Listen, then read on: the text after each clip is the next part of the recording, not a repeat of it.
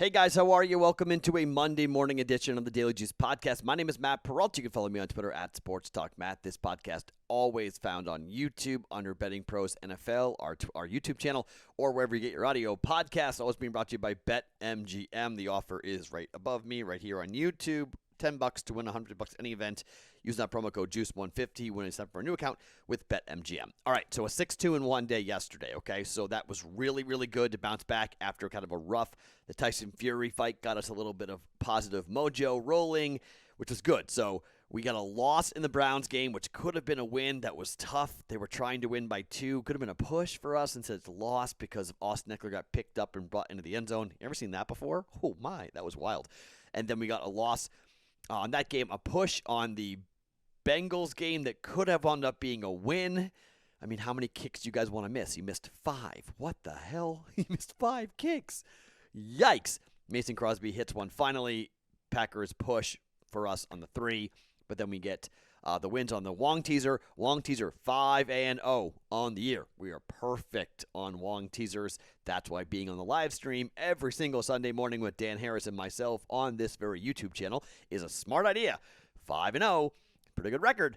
5-0, can't do any better than that over 5 weeks for Wong teasers. Now, we also got the Saints right, which was nice. Got the Texans right, which was nice. Patriots won on top of that.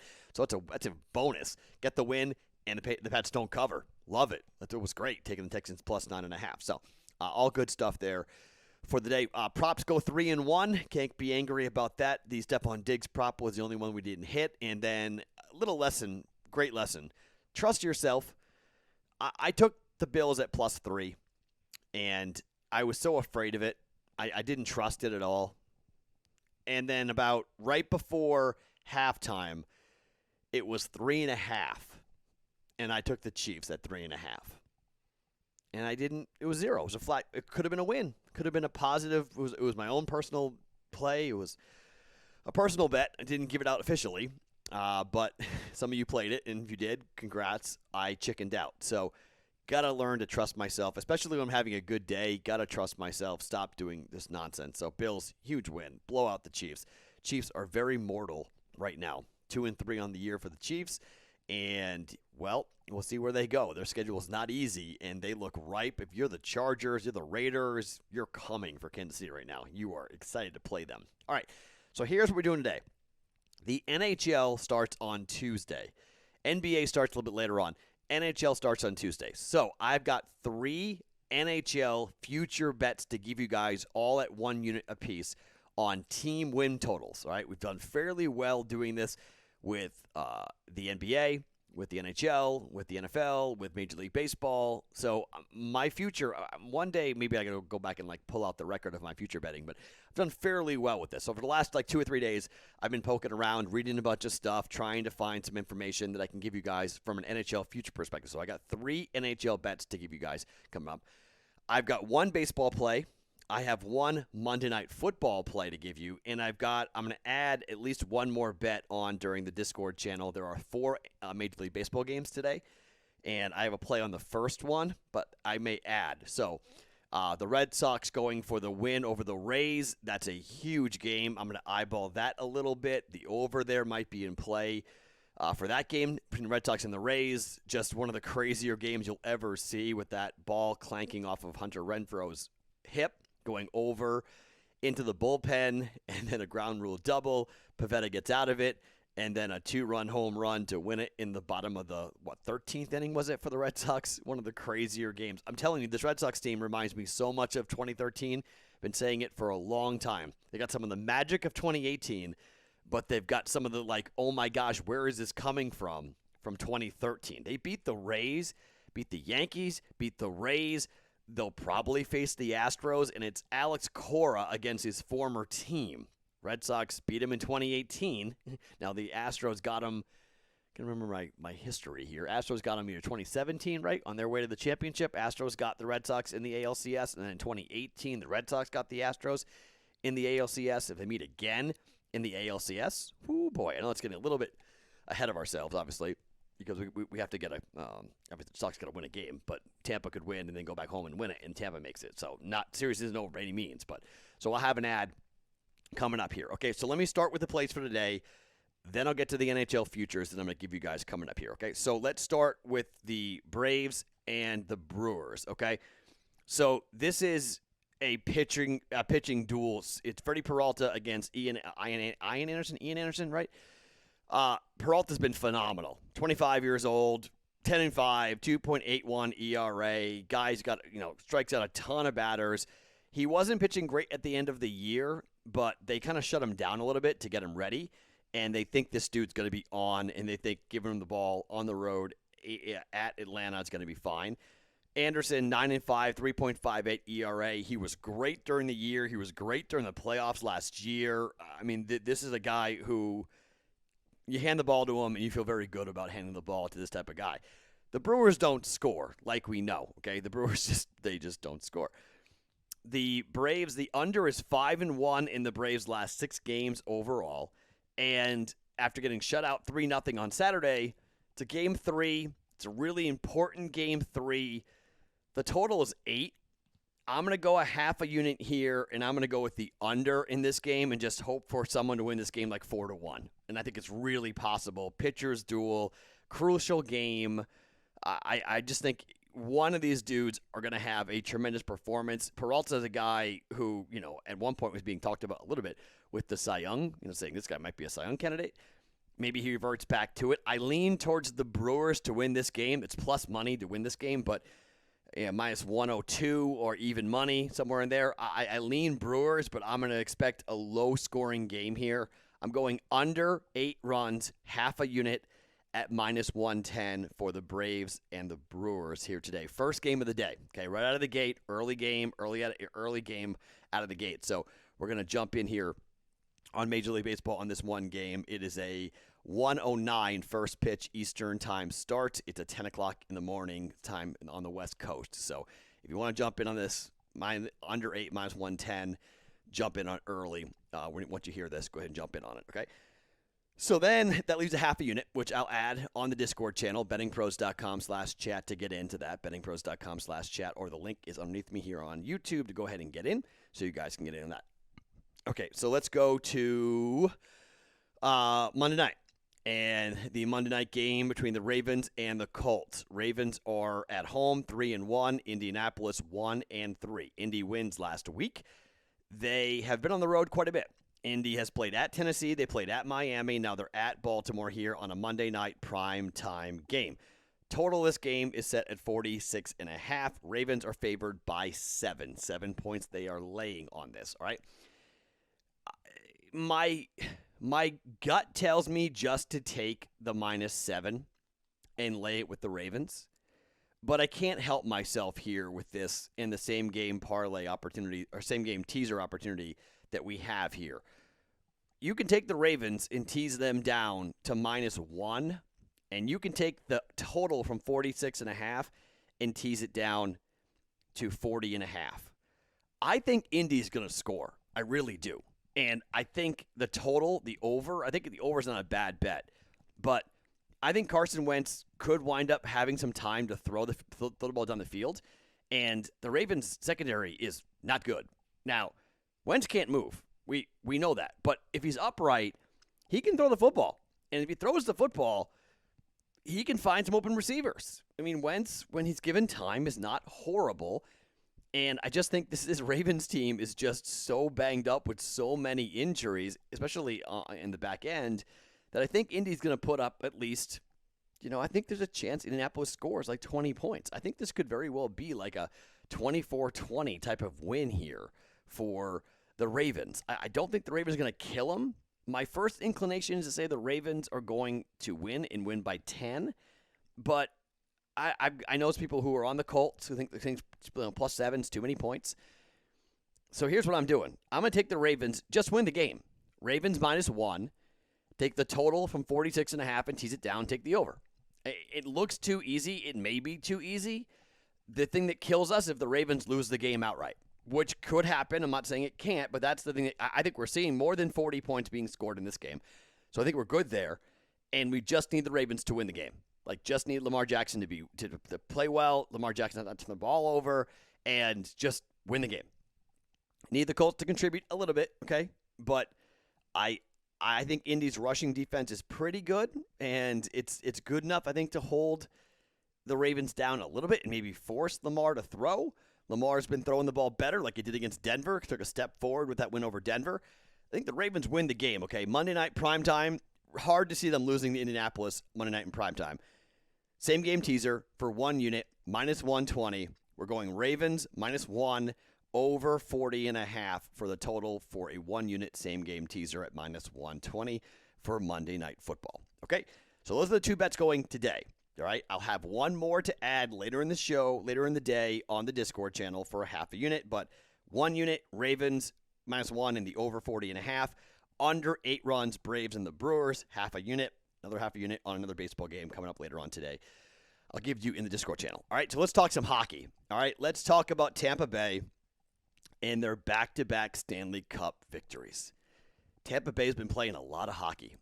Their point total is 107.5. Shop around. I found this anywhere from 107.5 here in Vegas to like 105.5. Okay, find the biggest number you can find on Tampa Bay. 107.5 points for Tampa Bay is what I found.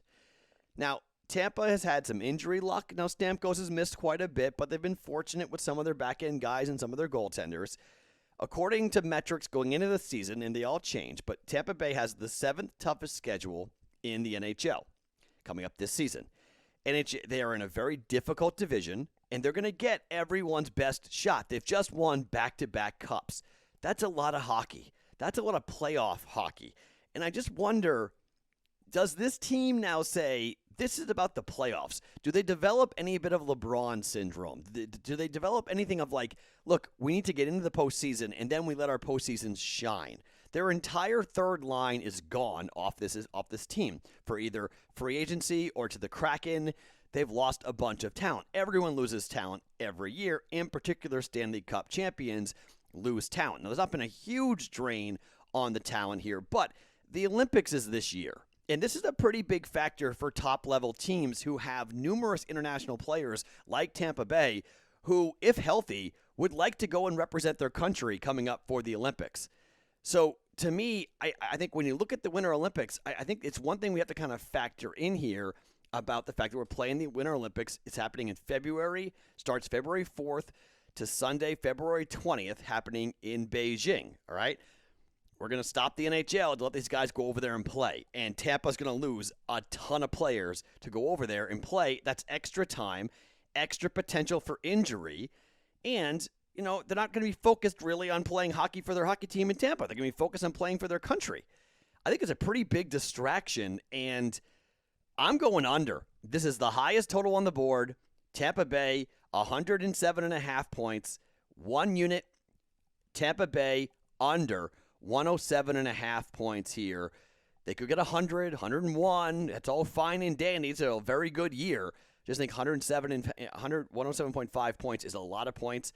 And I think with everything I just listed about all the hockey they have played, about their tough schedule, about their tough division, and the Olympics coming up with a lot of players who want to go represent their countries, the distraction that may come up with that, we're going under 107.5 points for the Tampa Bay Lightning for 1 unit. Okay, play number 2.